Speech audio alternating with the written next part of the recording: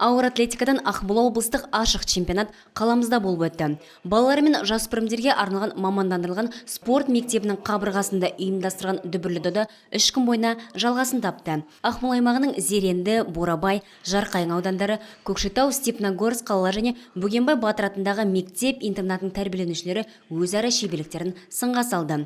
Қатысушылардың жалпы саны 120-дан астам.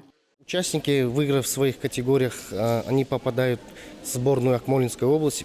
Өз салмақ санаттарында жеңіске жеткен қатысушылар Ақмола облысы құрамасына енеді. Онда олар республикалық чемпионаттарда өнер көрсететін болады. Бізде жас ерекшеліктеріне байланысты бірнеше салмақ дәрежедегі спортшыларымыз бар. Олар 14 жасқа дейін, 15 жасқа дейін және одан да жоғары. Егер республикалық чемпионаттарда озып жатса, ұлттық құрамада өнер көрсетуге мүмкіндік алатын болады деп отыр аға менеджер. 28 салмақ дәрежелер бойынша болып өтетін жарыстар барысы 3 категорияларға бөлініп, алғашқы күні 2004-2006 жылғы балалар бақ сынасты. Екінші категорияда 1999-2003 жылғы жасөспірімдер және үшінші топта ересектер өнер көрсеткен. Қыздар арасында Айжан Абаева, Дильназ Ташкенова және Святослава Сусанина жеңімпаз атанды. Станислав Ивахненко жүлделі күміс медальға ие болды. Екінші топта қола жүлдегерлерге Ярослав Кун, Данил Плоских, бірінші топта Беслан Ташкенов иемденді. Барлық жеңімпаздар мен жүлдегерлер арнайы дипломдар және медальдармен қошеметтелді. Айта кетерлік жайт, қаламызда алғаш рет ұйымдастырылған ауыр атлетикадан облыстық ашық чемпионат жастар арасында дәл өз спорт түрін дамытуға негізделген болса керек.